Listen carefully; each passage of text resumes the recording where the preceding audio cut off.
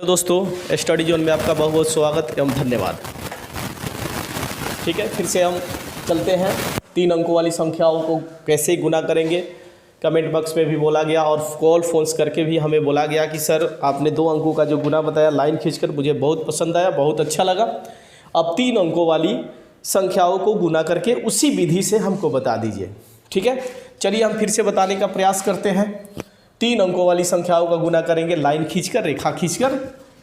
चलिए, जैसे हमने दिया है यहाँ पे 123 गुना 223।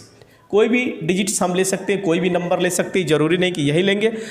आप प्रैक्टिस करेंगे तो स्पष्ट रूप से आपको समझ में आएगा। जब तक प्रैक्टिस नहीं कीजिएगा तब तक क्लियर नहीं हो पाएगा। इसलिए हम आपसे रिक्वेस्ट करते हैं कि इसे प्रैक्टिस करना ना भूलें। चलिए आइए लाइन ड्रॉ करते हैं, लाइन खींचते हैं। जैसे 123 से सबसे पहले क्या है, 1 है तो 1 लाइन खींचेंगे। बीच में क्या है, 2 है तो इसके बीच में हम 2 लाइन खींचेंगे।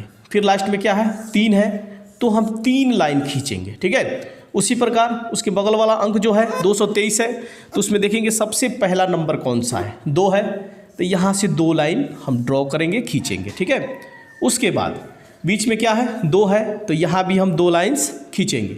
लास्ट में क्या है, 3 है तो 3 लाइन्स हम खींचेंगे। ठीक है, अब देखिए यहाँ पे ढेर सारा पॉइंट्स यानी क्रॉस पॉइंट्स दिखाई दे रहा है, लेकिन थोड़ा सा कन्फ्यूजन होगा कि आखिर इसे हम कैसे डिनोटेट करेंगे। तो थोड़ा सा आप ध्यान दीजिए, आसानी से समझ में आ जाएगा। देखिए इस पॉइंट्स को इस तरह से एक सर्किल के माध्यम से उसको घेर दीजिए ताकि आपको बताने में काफ़ी आसानी होगी।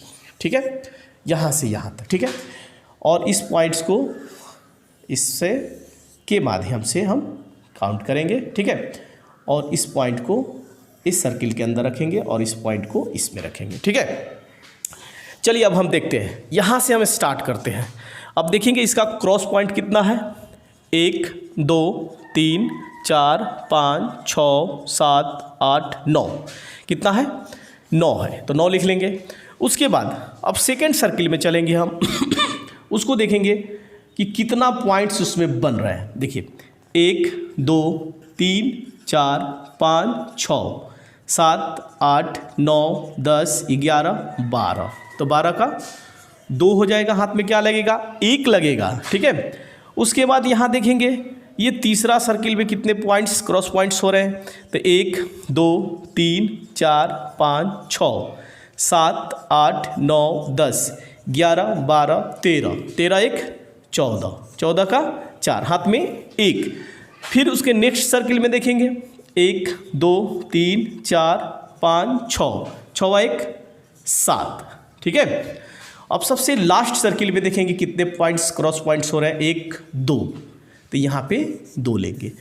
इस तरह से 123 और 223 का मल्टीपल यानी गुना 27,429 होगा। आप भी प्रैक्टिस कीजिए और देखिए, अन्य नंबर भी लेकर देखिए कि इतना आता है कि नहीं आता है। चलिए अब नेक्स्ट क्वेश्चन देखते हैं। ठीक है, इसे मिटाते हैं, इसको नोट कर लेंगे।